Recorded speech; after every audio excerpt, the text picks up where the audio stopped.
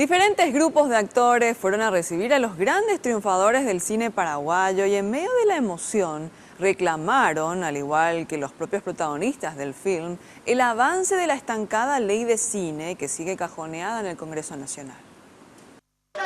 Imagínate lo que significa para nosotros esto. No puedo hablar ahora. Significa que se abren muchas puertas para el arte. Y para nosotros los artistas es muy importante que el gobierno entienda que necesitamos este apoyo.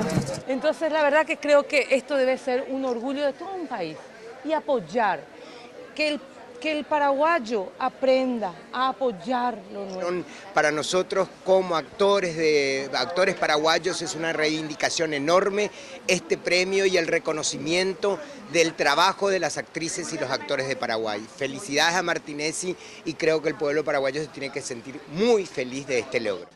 La cineasta Tana Shembori señala que el Festival de Berlinale es de primera línea. Claro, Berlín y Cannes son los festivales más importantes del mundo.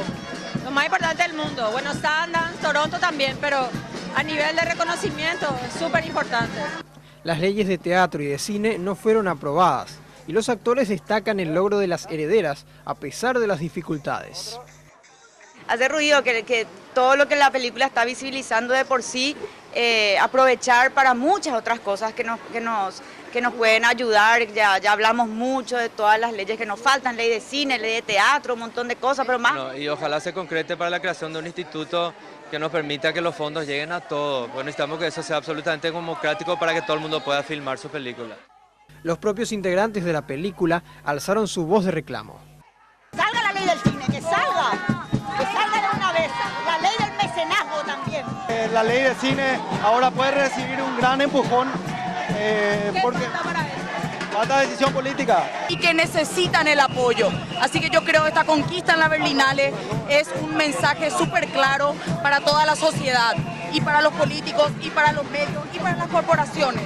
Hay que apoyar el arte que se hace en Paraguay porque tiene calidad y eso es indudable. Actualmente la ley cuenta con media sanción en Cámara de Senadores. Promueve beneficios e incentivos fiscales a las empresas y profesionales que produzcan, distribuyan o exhiban material audiovisual nacional.